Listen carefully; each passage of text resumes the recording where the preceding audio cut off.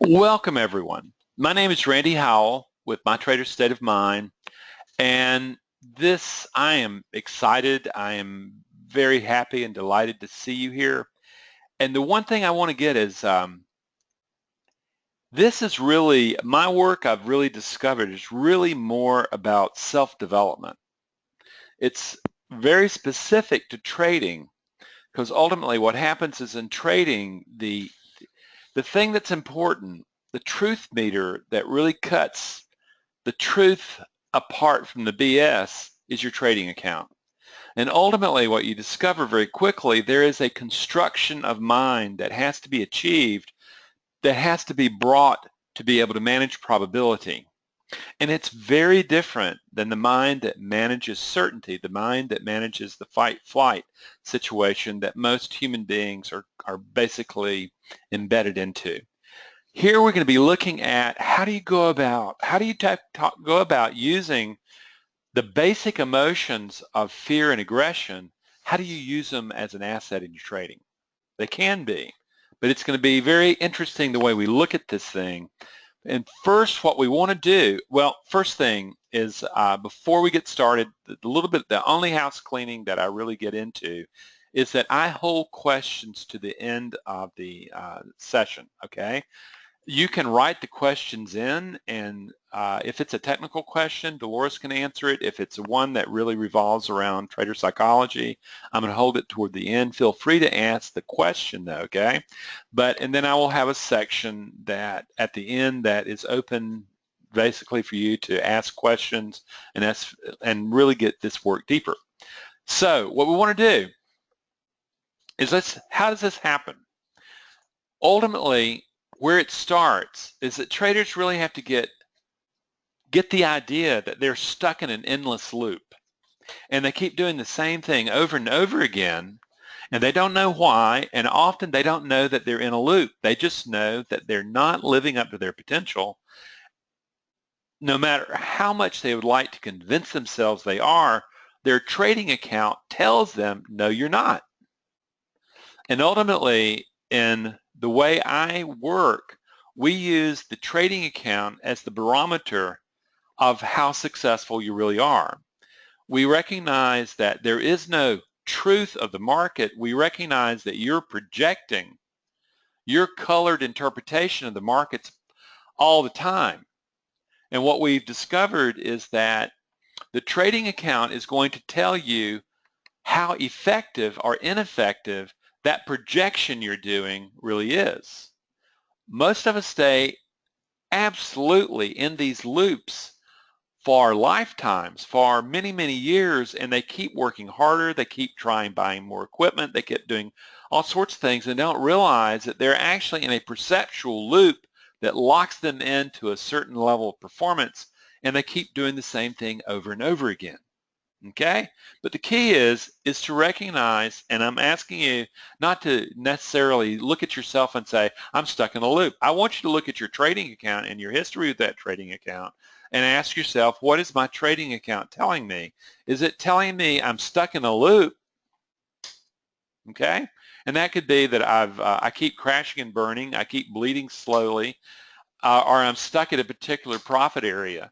The thing is, and what I'm asking you to do is look at your trading account and let it tell you the truth. Are you stuck in a loop? If you're like 95% of traders, you are. And the question is, are you going to be one of the ones who break out of that loop and go to higher functioning, or are you the ones who are going to keep staying in that loop and get stuck and burn out your capital, burn out your time? It's really, the trading gods don't care. The only one that cares is you, and you have to make a decision is, do you like the comfort of that loop, or do you want to become something more than the containment of that loop? Okay? That's what we're looking at during today. And ultimately, you have to start asking the question, well, why things keep falling apart when they should be going accurately? I get stuff all the time. Randy, something, when I'm not trading live, man, I can predict the market. My analysis is dead on the money. It's just great. But then something happens when I actually start putting live money at risk in the market. Something goes on, and suddenly things don't look so pretty anymore. Why do they keep falling apart, Randy? Why can't I do the same thing in simulation that I do in live trading? Well, the truth is very simple, is that in your brain, in your survival brain, when you're in simulation, you're not risking capital, you're not risking life. Okay? That's the way the old brain thinks. In live trading, you are risking capital, and to the old brain, you're risking biological threat. Completely different animals. So the thing is just because you have knowledge of trading does not mean that you're an effective trader. It just means you have knowledge of trading in a classroom. The real key is, can you apply that trading under the conditions of capital at risk? That's the deal.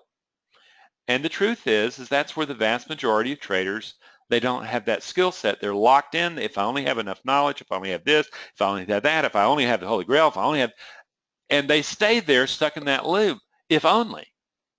What I'm asking is, are you ready to break out of that loop, and are you ready to live at a different level? Okay? So we know this.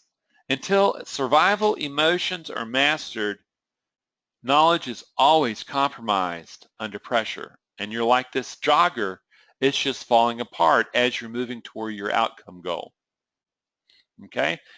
The question is, how do you keep it stable? It's the mind that engages the uncertainty. That's the core that we need to be looking at. As a matter of fact, what you discover very quickly, it's this mind that you bring to the management of uncertainty. It's rooted in emotion and belief. This is the foundation of how to manage probability. Your brain was never, ever built to manage uncertainty, to manage probability. It was built to manage controlling the environment, controlling outcome. Yet at the same time, that's not the foundation emotionally or belief structure-wise that's going to produce success in a probability-based environment. If you want that, if you don't want to change, go back to the certainty-based environment that your old brain is organized to work in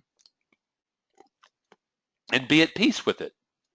But if you want to find success in the world of trading, understand the very foundation of the way you understand emotion and belief is going to need to change.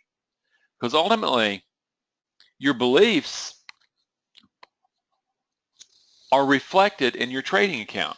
They're going to tell you exactly what's going on. So ultimately, what we're saying here is that your trading and performance is only as strong as your foundation. How many times have you heard the parables of building houses on sand, and the first time real tempests come along, the house is blown away? How many times have you heard building it on rock, storms may come, it's on solid foundation? Or the three little pigs. Do you build a house out of straw or wood when there's a hungry wolf after you that can blow the house down, or do you build it out of brick? It's totally after you, but the thing is your job is to build a firm emotional and belief foundation for you to operate a mind for in the environment of probability. That's trading, friends, okay? Now, what I can tell you is this, is that your brain is not going to cotton up. It's not going to like this idea. Your brain is built for survival. Your brain is built for controlling an environment, keeping you alive so that you can breed into the population and extend the species. That's what it's for. And in this, what you discover is that what you want is you want this high-functioning brain of yours, the one that can think and stuff like that, the neocortex, you want that trading. It's the perfect thing. It's the rational, impartial mind that you need that can engage probability and stuff like that. Unfortunately, it is a slave to your emotional brain, which is built for survival. It's the mammalian brain. It's the emotional brain. It's the one that's where your survival instincts are. And what you discover is there's lots of communication cables going from the emotional brain into the thinking brain, but there are very few communication vehicles coming back into the limbic system. You have to really learn to maximize what you can do with your thinking brain if you want to learn to manage that emotional brain. It's a loop. Then you discover this brainstem, what is often called the reptilian brain. That's where you start, that's what controls that heart rate. The moment that you find that, oh, I'm under stress, and all of a sudden it bumps up and your breathing changes, all that stuff. That's survival mode, friends. It's also the part of the brain that keeps you stuck in repeating and repeating and repeating and repeating the same conditions of the loop. And if you look over to the right, you begin to see this more functionally. What you're seeing is evolutionarily what happened is you started out with this brainstem, this reptilian brain, and what you discover is an emotional brain started growing around it. That's the mammalian brain. That's what made us so different than anything that had ever existed. Then you start noticing out of that emotional brain started growing this neocortex. Friends, that's what's made us so phenomenally different than any other animal that's ever lived, and what makes us so different. Yet the thing is that all thinking out of that neocortex is emotional state dependent from a primitive survival instinct emotional brain. Do you see the need to learn how to work with emotions to be able to really empower the kind of thinking you have under pressure? Absolutely, friends. What has worked for survival has become default programming. It creates those loops you're stuck in. It doesn't know that you can think. It knows that it's trying to survive in an environment, and suddenly when you start risking capital, it starts interpreting that as risk to life. This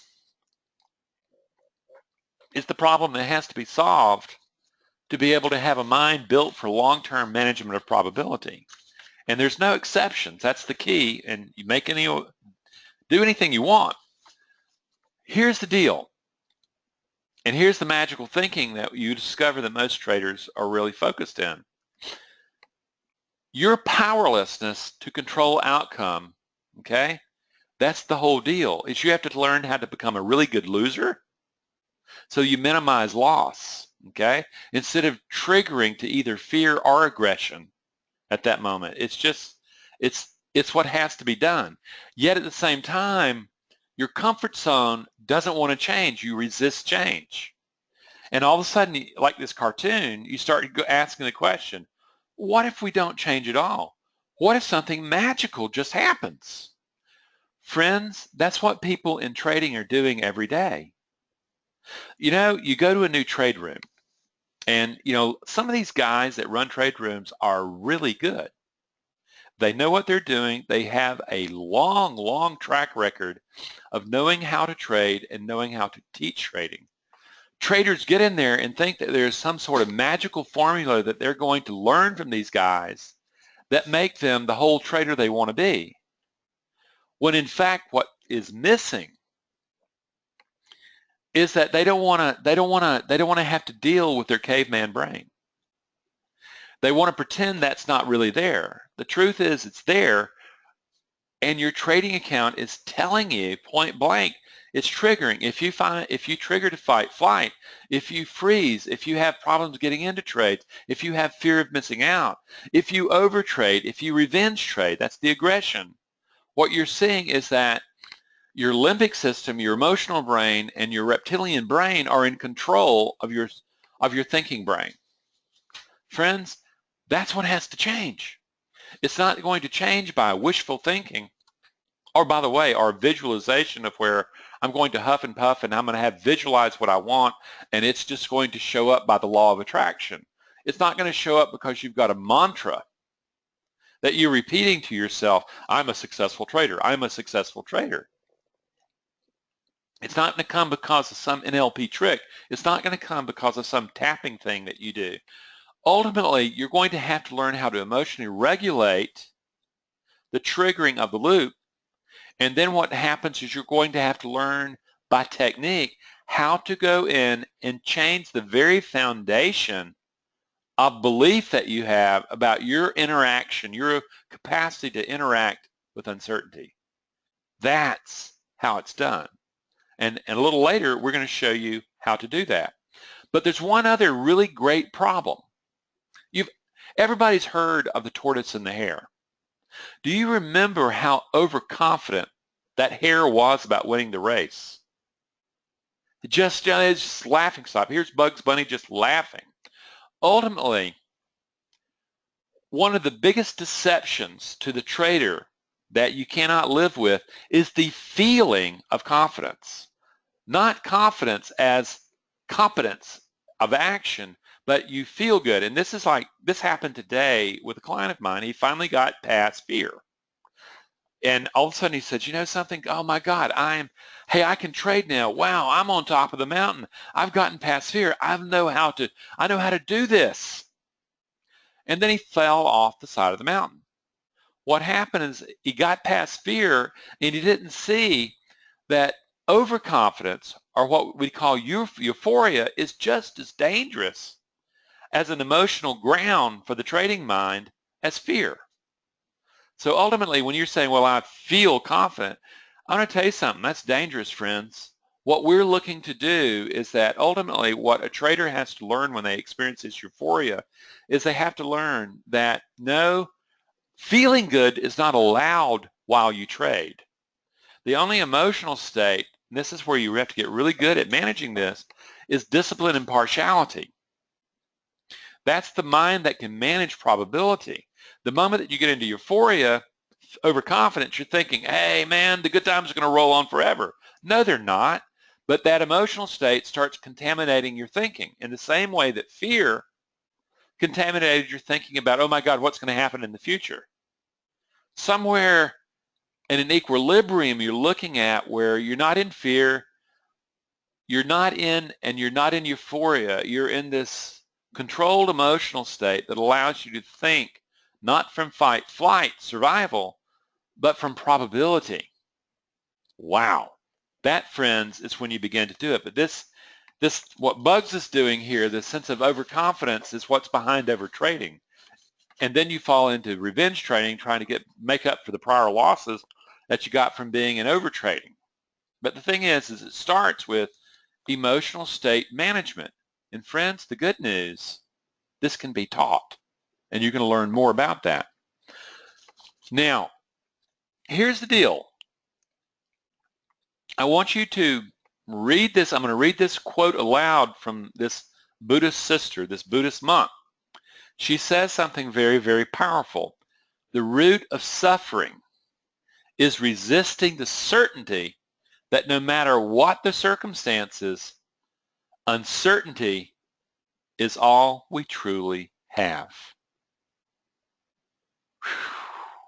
Practically every person that has gone through self-development courses and has learned how to produce success thinking, they read this and they're horrified, or they're thinking this is bullshit, this is not the way it is.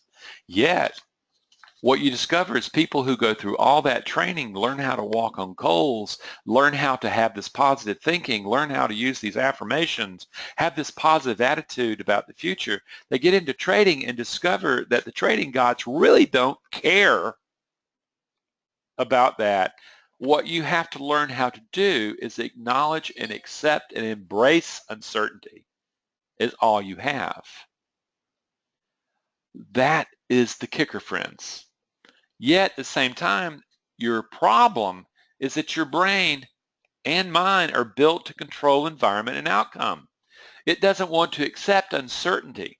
It would much rather accept, I am going to maintain this comfort zone of being able to control the environment no matter what. I'm going to outthink it. I'm going to outthink it. No, you're not. Go find another profession to work in where that kind of thinking works. Sales and marketing, okay? So we've gotten this. We know that you're going to have to get past this default loop programming of your survival instincts. No matter how useful it's been, it's useless in this brave new world of trading and probabilities. Most people find it very difficult, and many people end up getting out of trading because they're really, really not willing to accept what this person is saying. But the true trader understands very clearly is, yeah, uncertainty is all we truly have. Now what mind, here's the kicker, because when you accept that, well, uncertainty is all we truly have, you're giving up on controlling outcome and controlling the environment, and you're saying, well, what is it I can control? Plenty, as it turns out. What you can control are the emotions and the mind that you bring to embrace and work with the uncertainty of trading. That's what you can control, friends. That's the power. And this is what separates struggling traders with professional traders. It's workable, it's doable, it's learnable, but only when you say, I accept this, I get it, and I know that I realize I have to change the paradigm that my brain and mind have been organized around, and I'm ready to do that. That's the ticket right there. If you decide that, a new world can open to you beyond the loop you're stuck in. Until that time, you're stuck in the loop. It's a matter of whether or not you really want to be successful in trading or whether you want to be right, okay? Because I don't know very many people who survive in trading. I don't know anybody, as a matter of fact, who are, by doing it, proving they're right. What they do is they prove that the truth is it's really uncertain out there, and what happens, I have ideas, I have guesses, I have hypotheses, but I'm very clear that the markets can unprove me, and when that happens, I need to get out of the trade and I need to move on. I need to survive to trade another day, and when my hypotheses work, I'm going to take what the markets give me. This is where we're going. So ultimately, from our earliest hominoid humble beginnings to modern man, uncertainty and the potential loss are encountered. The brain's default programming is always for short-term survival. That's what gets the dopamine rush. Like for instance, when you get a winner, that rush that you get that says, whoa, I won. That's dopamine. And what happens is dopamine produces euphoria, that feeling good. And suddenly you're like an animal who's feeling good and going, whoa, whoa, look at me, look at me. That has to cool down, that has to calm down, and you get back to emotional stability. In the same way that happens with endorphins is that if you sit there and you're sitting there and you're looking at a setup forming and you start getting confirmation, you ask for more and more confirmation, and you're kind of scared to get in. You're scared to get in that moment, and what happens is that you don't pull the trigger.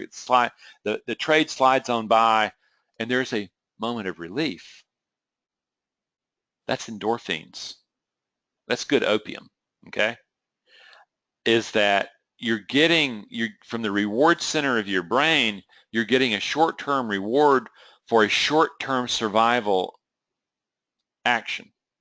Meanwhile, you've messed up long-term probability, okay? And you're out of probability. You're no longer trading methodology and doing your rules. You're back into short-term strategy.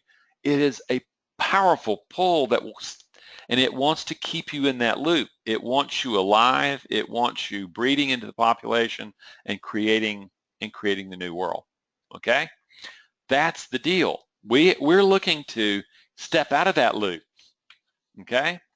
And I want to give you an example of this loop. This is actually one that we diagrammed for a trader the other day.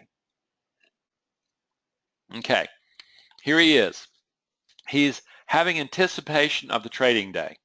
Okay, as he's thinking about the trading day, and what I want you to do is do this exercise yourself. When you're thinking of the trading day, what happens? Unbelievably, many traders end up having dread and anxiety about, oh shit, what's going to happen? And then what they do is they push that down, and what they do is say, no, I'm not going to have that. Man, what I'm going to do is I'm going to replace that negativity with positivity, and I'm eager to engage the markets. I'm going to see what I can take. How many have done this? And then what happens in that kind of thinking, fed by either the fear or the euphoria, that confidence, that of eagerness to jump and chase after a trade, you get default programming of avoidance or urgency to act. you're sitting there now, depending on who you are, you're sitting there already default programmed, looking for reasons to not take that trade, or your default program looking for reasons to jump into that trade. And particularly if you're a perfectionist, you're looking for reasons not to get in the trade so you can't be proven wrong. Or if you're an alpha who's used to winning, what you're doing is you're going, I'm going to chase, I'm going to make things happen. That feels good. It's dangerous. So out of that default programming, you start acting from fear or overconfidence. And then one of two ways happens. Either in you get short-term release in terms of fear. That's those endorphins. Okay, in the overconfidence, you get short-term dopamine. By the way, that's kind of like cocaine. Okay, and you get a rush of overconfidence. You feel that, and you start thinking, "Oh my God, I can do this! I can do this!" Very bad for the trading mind. Really good for the survival mind. Really bad for the probability mind that needs to have a stable emotional thing that stays present in the here and now. They're not thinking in the future winning. They're not thinking of losing in the past. They're here in this moment, managing probability, managing performance. Then what happens is that if it's fear, you have this sense of missed opportunity or the euphoria of conquest, of winning, okay, or trauma. You know, you work with a guy who blows up $80,000, $90,000 several times over a couple years, and I promise you that that euphoria starts getting preloaded with trauma-based, and all of a sudden you're hypervigilant and you start being fearful of winning. Powerful stuff. At any rate, that missed opportunity, euphoria goes into short-term survival reloads. Now you're reloading that repeat of that loop, okay? And ultimately it creates an unfit mind anticipating the next trade. And there's your loop. You anticipate the trading day. Do you see in this case how the trader, actually it's a couple traders, how the traders had an unfit mind that pretty much guaranteed them to stay stuck in the loop of the way they performed in trading? Occasionally they'd get lucky, but luck is dangerous in trading. You know, the thing is you make some money and you've done something stupid, you still get the dopamine squirt and you start doing stupid things over and over again because it was successful at one time. This is the way people stay in the loop.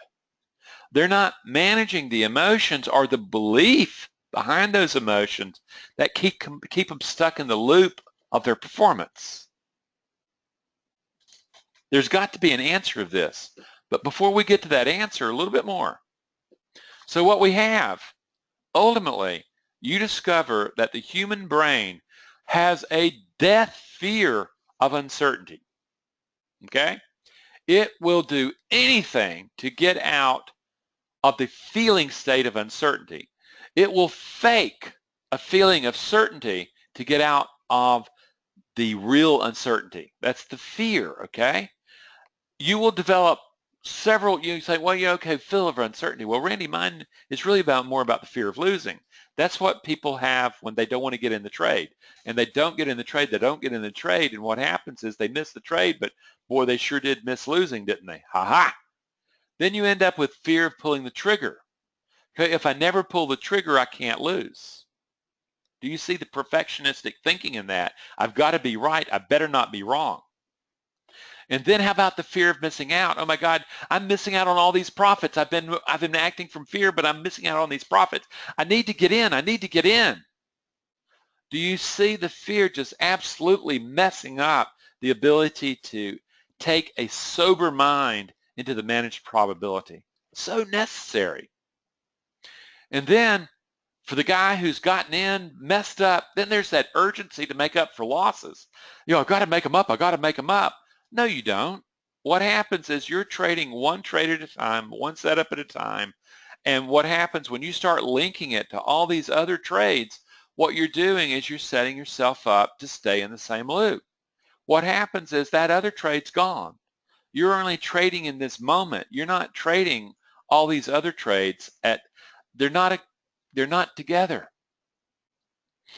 And those of you who have the fear of not being right, well, what if I'm not right?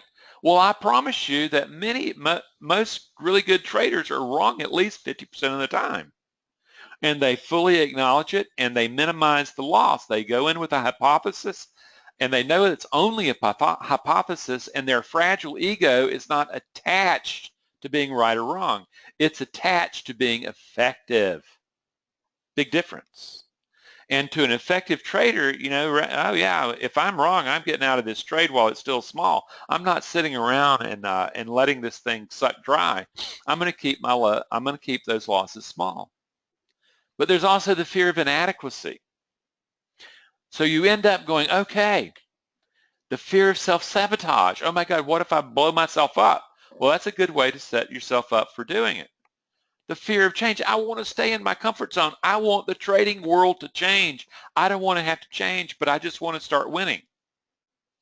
That's the loop. This is how you begin to recognize that if you recognize these fears, you recognize that you're not going to get out of the loop you're in until you change that whole thing.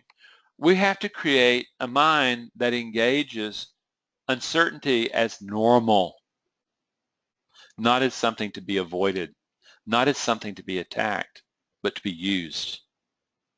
You got it? Okay. So here we go.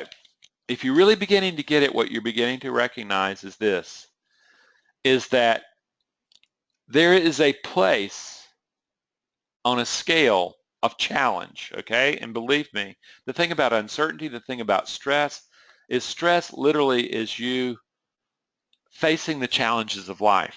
The real question is, do you face them from anxiety or anger, fight, flight, or are you over here bored and rest, digest?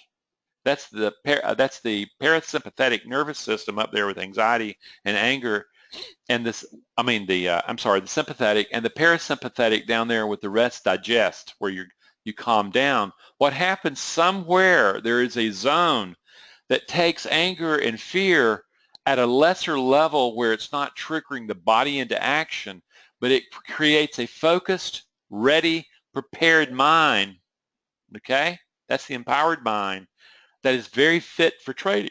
It can accept uncertainty, it engages uncertainty, and feels comfortable being able to manage uncertainty. That's what we're looking to do. The emotions are not too hot, not too cold, but they allow you to produce a mind that's empowered, that can manage the probability rather than the certainty. Everybody wants certainty. It's not found in trading. If you're not willing to empower and to build an empowered mind for the management of uncertainty, then you really just simply ought to get out of trading. And it's nothing personal or anything. It's just that that's the mistake that keeps people locked into these loops of unperformance. So now we're beginning to recognize that there is a skinny little place in there somewhere between aggression and fear where there's an assertiveness and there is a concern, but the body has not been triggered to fight flight yet. This is the zone, friends. This is where we want to be. And this is how we have to start asking the question, well, tell me something. How do I go about mastering the survival instinct of the emotional brain? How do I do that? Because, Randy, I'm beginning to get it, is that it's keeping me in this comfort zone, this loop, and that and I ultimately have to get out of that in order to be able to trade on a higher level. Yeah, you do. How do you do that?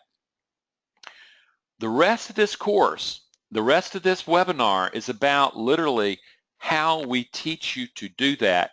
And it's a step-by-step process that I want you to stay tuned to, okay? Because ultimately, you have to understand how emotion and thinking are intertwined and how they have to work as partners with one another. So, ultimately, what you discover first and foremost is that emotions are not optional, okay? And by the way, you don't have emotions. As long as you have a body, they have you. Emotions are biological.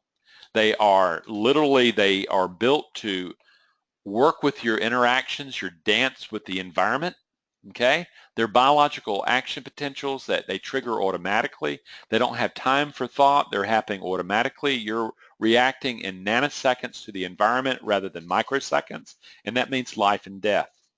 Okay? And ultimately, though, is that as you learn to master emotions, you master the mind that comes from those emotions that you apply to probability and to uncertainty, and you no longer have to deceive yourself and to believe that there is actually certainty out there. Okay? So now we've gotten that. And then we start noticing the big thing, one of the hardest things that traders have to recognize is they're not in control. And the emotions can't be denied, and that control is an illusion. When you take a look at this little cartoon, you take a look at a person walking in a field, and you see that figure projecting onto that field all the negative things that can go wrong. She's already working from a state of anxiety, giving rise to worried, anxious thoughts. Can you imagine where her performance goes? Meanwhile, her dog is sitting there in the moment and recognizing just what's there. The only thing that that dog is controlling is the moment they're in. What happens as a human being is out in the future or in the past, reliving the past or projecting into the future when it hasn't even arrived yet. Outcome. Meanwhile, the dog is in the moment, into the performance of the moment. This is what we want to do because what we know is survival instinct emotions are going to erupt simply because the brain can't tell the difference between biological threat and psychological discomfort, but it can learn. Okay? So the first thing is you have to learn how to calm the emotions down before they absolutely wipe you out. Much like what's happened is you see this airplane putting fire retardant on the potentiality of a fire. They're preparing that forest where it hasn't burned so that it will not burn. They're calming the potentiality down.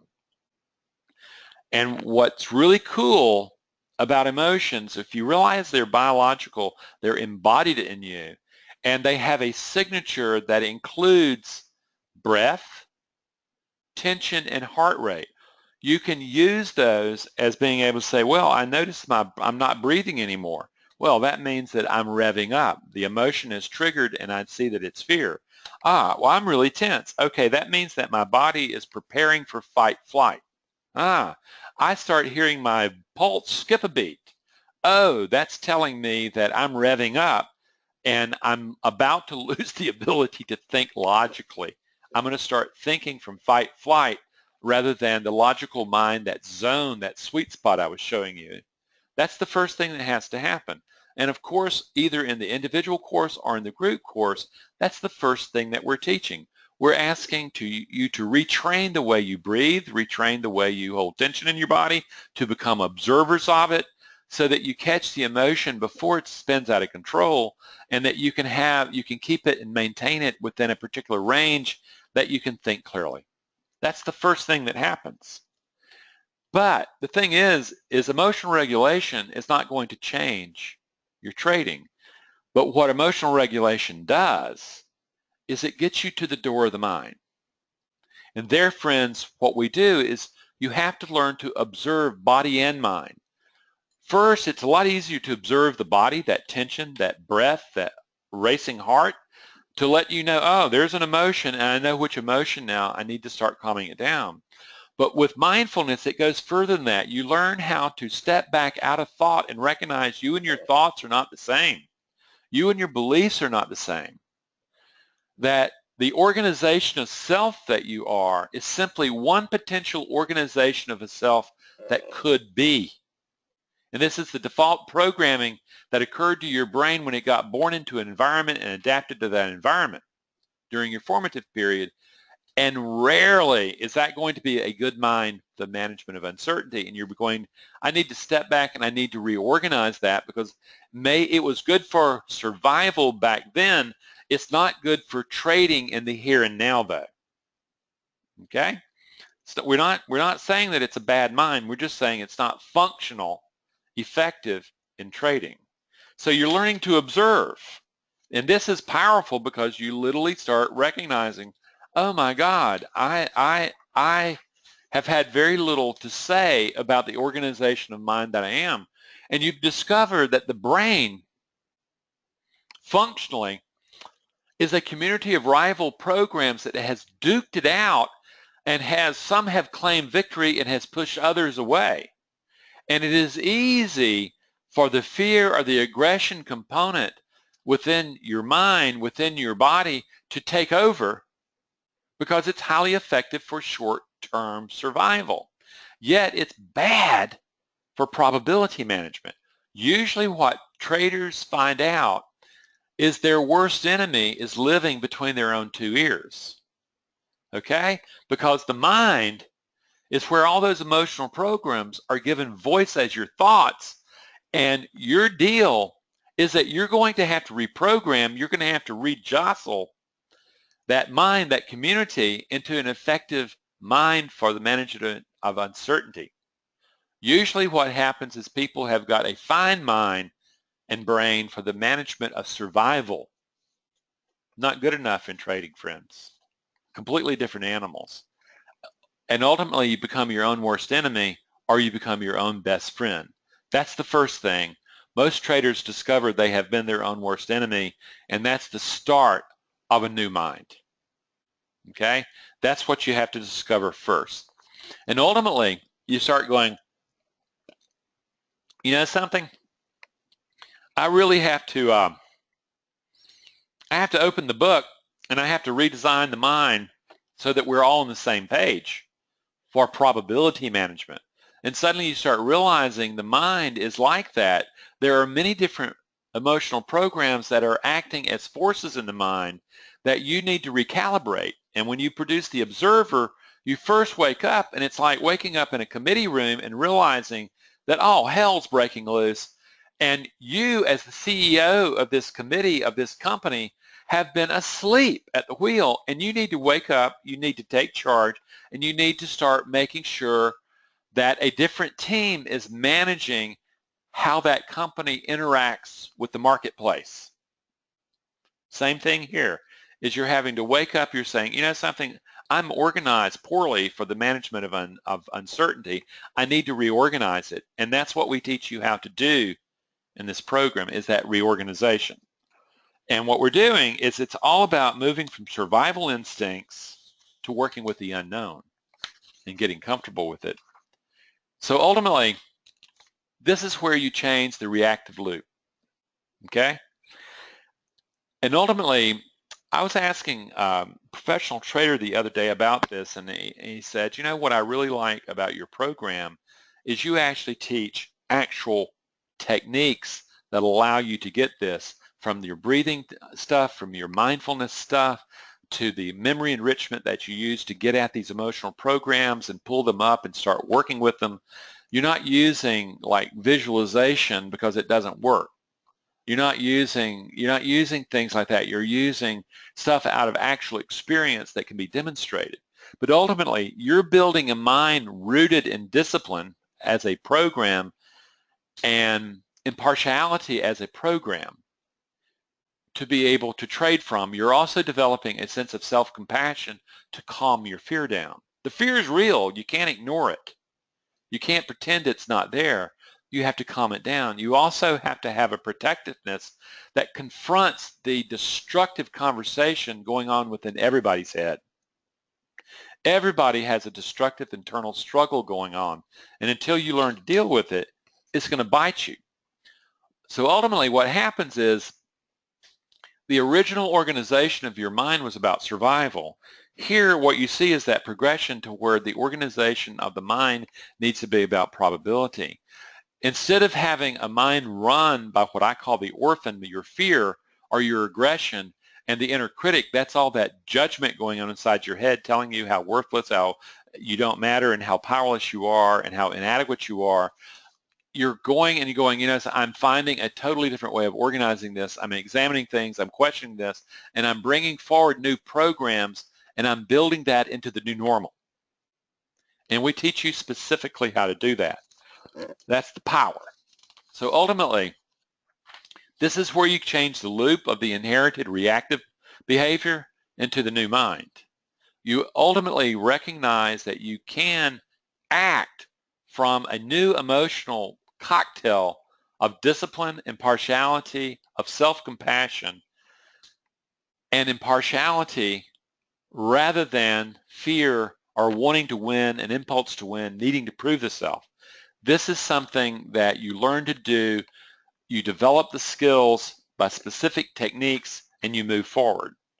And ultimately, the challenges of uncertainty do not change. You're still challenged by uncertainty. You still don't know what's going to go on. But what happens is you've brought a very new mind. You have a new observer. You have a new way of leading that mind into an engagement. That's what's taught in both the group and the individual courses. You know, unfortunately, you can read about it. You know, I've got lots of materials, a lot free, a lot inexpensive. But ultimately, if you want to get at the bottom of this, if you want to get at what are the techniques, what are the things that I need to do to actually restructure this loop into a higher functioning mind, this is what's got to be done. Okay, so ultimately, the work is really about redeveloping your potential. The potential is really great for where you were and what you were doing. You have to decide whether or not you want to develop the potentiality of the brain and mind to manage probability. That can be taught, friends. And your trading account is the truth meter, okay? As you become observer of the potential, you learn how to bring forth that potentiality into form. That's the power of observation. So ultimately, what happens is that this work really equips you with the tools that you need to change mind, to change your potential. And it's a step-by-step process. This is a process. You literally go from one step to the next step, to the next step, to the next step. And when you get to the final step, you can look back and go, oh my God, this started with emotional regulation. Look where I am now. And ultimately, you're moving toward a mind built from probability management. So the key is, are you ready to become the change? Are you ready for that? By the way, for those of you who ask about this particular photograph, this is Table Rock in North Carolina. It is stunning and beautiful. The key is the group course is for people who are curious. They want something. They want it to be highly cost effective. It's meeting in January. Right now, if you sign up for this, you get a free emotional regulation section and you can get access to the entire course. We have people right now who are already on the third lesson so that when in January, when they get there, man, they are hot. They're ready to rock and roll. They're prepared. They've already had extra time to get with this stuff. And it meets 5 times over 10 weeks. You end up in a virtual classroom where you have all these materials that you listen to, that you work with, and you have access to it 24/7. Powerful stuff, okay? So look at that free gift, and if you're looking at it going, something, this is really interesting, give yourself a Christmas gift. One that keeps on giving, the one that actually prepares the mind for all this dang knowledge and stuff you've got. The next thing is the individual course. People take the individual course because it is a mentorship between you and me. We take it step by step, and it gets deep. It gets deep into the pattern of not achieving what you want and breaking it and reorganizing it into higher function. It comes with 10 consults with me, personal on Skype. That's the power of it. Okay? I encourage it, and it's for people who are dead serious about developing the mind for trading. They're tired of playing around. And plus you own the course. It's powerful, and it's a 3 or 4 month course, whereas the group course is a 2-month course. Both are good. It's just really depending on what you're looking for. If you're looking for that, if you're looking for, I'm a big fan of mentorship. If you want to change, find a mentor who knows how to produce that change. I have never been a good self-learner. I do better finding a mentor who knows how to show the way and teach me. That's the same thing here, but they're both cost-effective.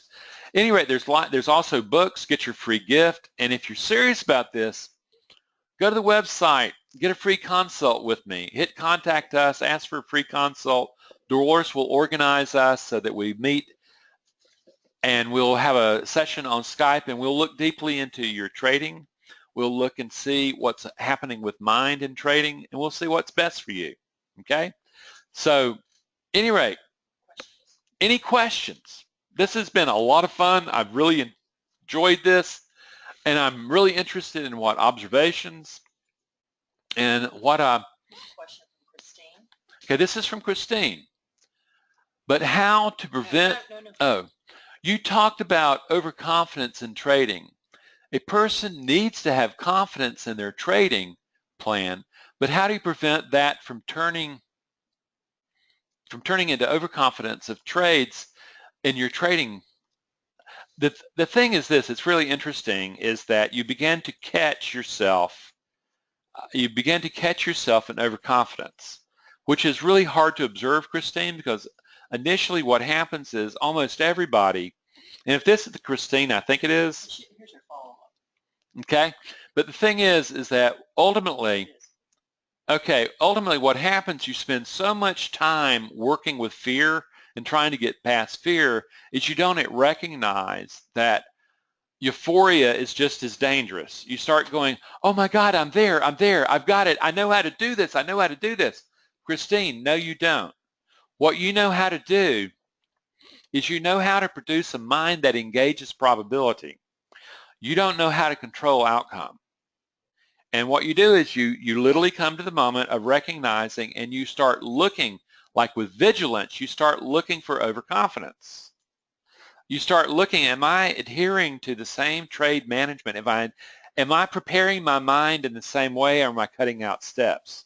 Am I taking breaks? Am I taking shortcuts in the management of the mind that I bring to trading?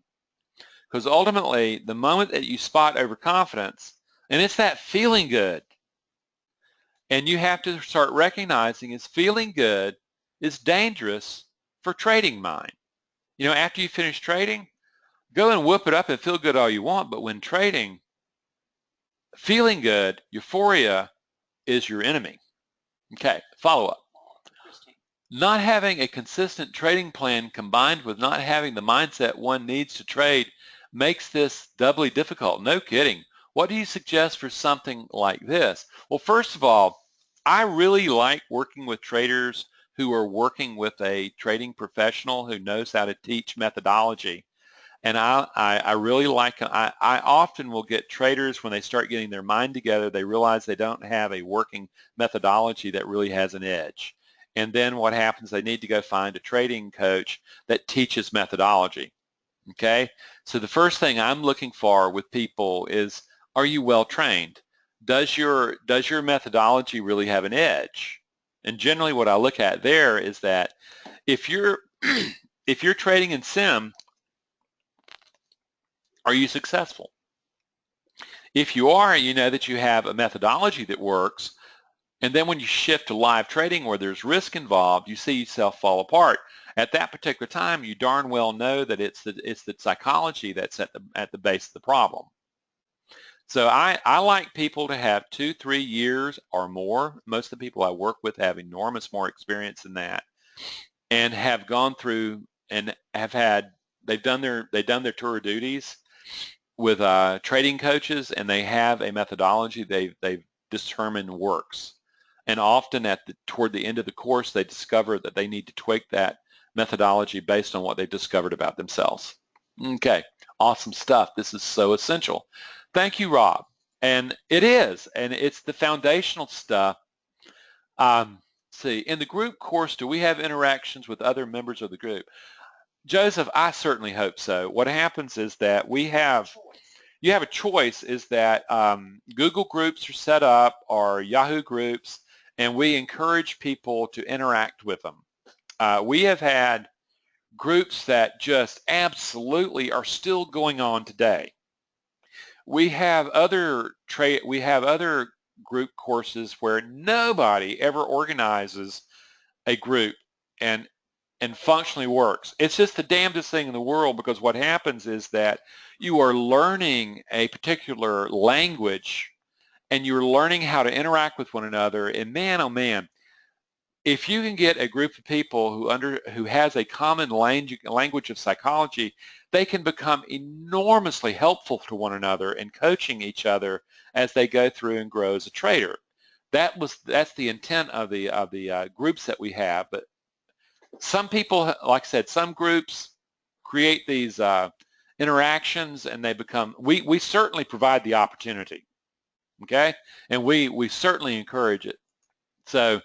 Yes, we're hoping you have interactions, but we can't make people talk if they don't want to talk. Derek. Okay, this is from Garrett. Derek. Garrett. Okay, if you are able to find a methodology that has an edge and very strict mechanical rules, and you find comfort in absolutely adhering to those rules without exception, is this not a way to keep emotions from influencing your trading? Yeah, if you can do that, that's exactly right. I just don't find people who can do that. Okay, if you're adhering to it, and that's to me, I know lots and lots of people every day who say, I'm going to adhere, I'm going to do my trading plan, I'm going to trade my plan, I'm going to plan my trade, and they don't do it. If you can do it, good for you. Okay. Most people can. As a matter of fact, I just don't know any people who can. Okay, please put the 5 meetings offer as a link here, please. Thanks. Dolores is working on that right now. That's actually a good idea. We ought to, I see that we have it in the thing, but yes, you're right. We need to put it in the chat box. And I think sometimes we're not as competent in the manipulation of this as we need to be, but Dolores is trying to do that right now, and let's see what we're going to do. If not, we'll send it to him. If not, we'll send it to all of you guys, okay? Okay, we have a couple minutes left. Are there any other questions, any other observations that you have of me? There it is. Okay, there's your link. Hang on, I'll send it. Okay. Send to all. So we've just sent everybody who registered a link to that 5-session, the group course. Powerful, powerful thing. Do you have a discount price? No, I don't. Basically, the people that I'm interested in have finally come to the moment that they've never really received a discount. What happens is when you see all this stuff that things have been discounted by this thing, what you discover is that that it doesn't work that way. What we have done is we have priced these things very affordably. We want people being able to work with this material. We want change. And the truth is, yes, what happens is you can take this group course over and over again. No. Well, no, I've correct. What happens is that when you take the group course, you have access to it for infinite period of time. Okay? The virtual classroom. For the virtual classrooms. You also have access to take another course. Okay? You can take it one more time. Okay? We have that happen all the time. Okay? So yeah, but the thing is you have access to the virtual classroom for virtually everywhere. And also what you're doing is you're getting recordings of the classes. Okay, as part of the course. They're coming to you, so you already have the course. And as you work through it, and like I said, I know people who work this stuff, we have people going to the website for years. So yeah. Okay, we have time. Are there materials in print off to read? There are lots of print materials. Okay, they're journals that you're going to be that are on the site that you can print or you can have slides. Yeah, you can print the slides. Yes, the journals work that way. Okay, there are also, if you get on the website, you discover there are enormous amounts of articles that all this stuff really dovetails in. Most people copy my articles and they're just simply part of their reading curriculum, their self-development curriculum. Okay. Here's Derek again. Okay, here's Derek. Last question. Hey, this is our last question. How do you deal with a situation where your fundamental analysis shows an overbought situation and you put on a very measured trade against it, but the market keeps going against you and all your analysis is all your indicators? Fear begins. First of all, what happens is that you don't get what it is to lose. A really true professional trader recognizes that all their analysis is a hypothesis. It only presents one potential possibility, and that what professional traders do is once they get into a trade and once they realize their hypothesis is wrong, they get out. They're not, they do not have ownership at all of being right. They don't have ownership of being wrong. What happens is they recognize this is probability. What you're talking about right now is you're speaking from a certainty-based mind, and this is what has to change. When you talk to a professional trader, they will literally have a probability-based mind where they recognize that, the truth is yeah, I have an analysis and it may or may not hold up. If it doesn't hold up, I'm getting out of this trade. I'm not going to gamble. Because once you discover your analysis is not accurate and you stay in, you're gambling. Okay? So the thing is that's the whole point, is that you go in with analysis, you go in with only an hypothesis that may or may not be right, and what you're looking to do is you're looking to see what the market's telling you. Is it accurate or not? And if it's not accurate, let go. You don't have ownership. You were wrong, get out. And hopefully if you're right 35 to 50% of the time and you minimize losses, you're going to make a lot of money. But the truth is, really great traders, often you'll look at them and they're only winning 40% of their trades. They're wrong, but what they do is they're getting out fast because they recognize they're wrong, and it's no big deal. Okay, I want to thank you, and I also want that if I don't ever see you again or hear from you again, I wish you a great holiday. I wish you a Merry Christmas. Gosh, it's a really great time. And what I also ask you to do is during this time, as you start slowing down your trading with all this slowness that goes on around Christmas in the markets, is I really ask you to reflect and say, something, what is it I really need in my trading? And take a look at the psychology you bring into the moment of trading. This isn't about outcome. People, most of the time, they're focused on winning a trade. You can't do that. You have no control of whether or not you're going to win or not. What happens is what I ask you to recognize. Imagine if you went into trades and your entire focus was on your performance. You let go of the outcome, okay? And what you did is you simply managed your performance. Friends, that's what winning traders do. That's what we teach. I ask you to really think about this and decide whether or not you really step up and you're ready to go and saying, something I really need to do I need to do something about this mind I'm bringing to trading. It's time. I'm tired of getting stuck in this loop. I'm ready to get out. I'm ready to establish something else. Meanwhile, I wish you a Merry Christmas. Have a great holidays. And hey, have a good one. Take care. Bye-bye.